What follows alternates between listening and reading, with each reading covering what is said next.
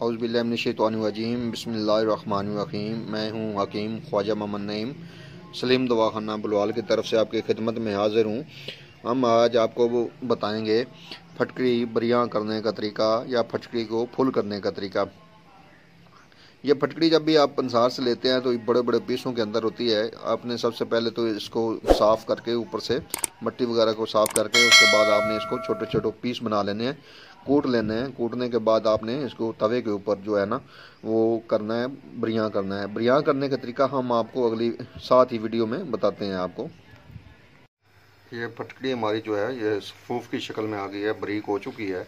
तो अब हम इसको तवे के ऊपर डाल रहे हैं। तवा गर्म हो गया और इसको डालने के बाद 5 से 7 मिनट जो है वो लगते हैं बरियाँ होने में, फुल होने में। तो तरीक़ाकार जो है वो आपको बता दिया था सारा।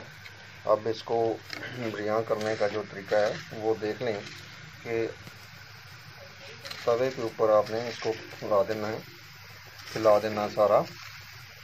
ये पानी छोड़ जाएगी 2 से 4 मिनट के अंदर ही जो है पानी बन जाएगा, बिल्कुल पानी की तरह बन जाएगी।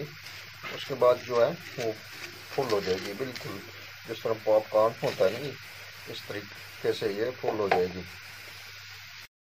ये देखें बिल्कुल पानी बन चुकी है। अब जो है इसका पानी खुश्क होगा तो ये बिल्कुल शुफ्ता हो जाएगी, पॉपकॉर्न की तरह बिल्कुल फूल जाएगी और ये बरियाँ हो जाएगी। यही तरीका है फटकड़ी को बरियाँ करने का। ये हमारी फटकड़ी जो है ये फुल हो गई है। अब हम इसको ग्राइंड करके अपने काम में लाएंगे। तो आज की जो वीडियो है आपको मुकम्मल तौर पे तरीक़ाकार सिखाया गया है फटकड़ी बरियाँ करने का।